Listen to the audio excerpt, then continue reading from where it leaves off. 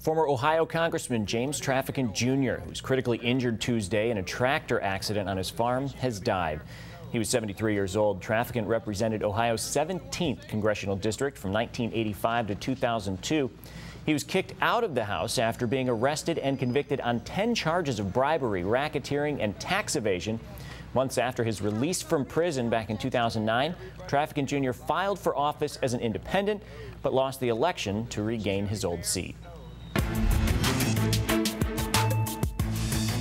The Obama administration says people already enrolled in Obamacare will be automatically renewed in their current plans.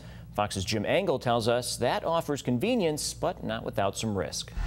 This notion of just sit back and re-enroll is really misleading, and I think it caused a lot of harm to people. After the disastrous rollout of the Obamacare website last fall, no wonder the administration wants to automatically re-enroll those already signed up in hopes of avoiding another embarrassment. But analysts warn that just blindly re-enrolling could bring trouble. A lot of people that are having premiums deducted from their checking account automatically, maybe, probably should be asked again, hey, do you really want to continue on with this plan, or do you want something different? The automatic renewal, it's easy. It'll keep people getting Obamacare, but you have to trust but verify, and you have to go look. You just can't be on automatic pilot for health insurance. That's because the amount of subsidy anyone gets is tied to the cost of the second lowest silver level plan, and that cost is very likely to change, leaving many getting the wrong subsidy, perhaps more than they're entitled to, leaving a nasty surprise next year at tax time. Everyone's going to have differences in their subsidies.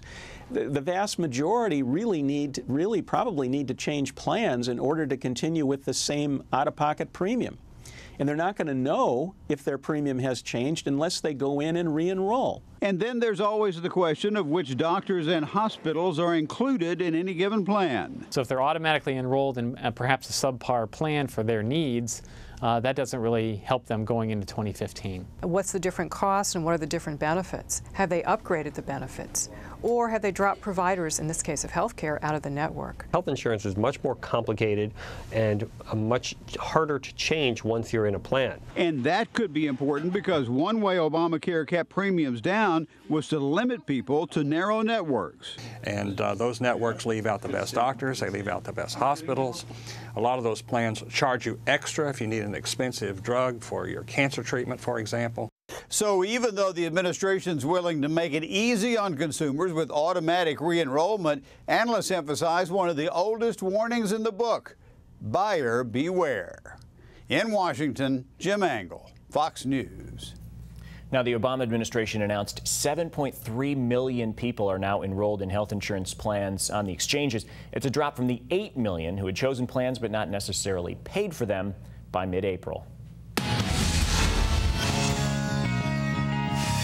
Let's check in again with meteorologist Kevin Craig. Kevin, wrapping up another near perfect day in West Michigan. Sun was shining. Are we going to see more tomorrow?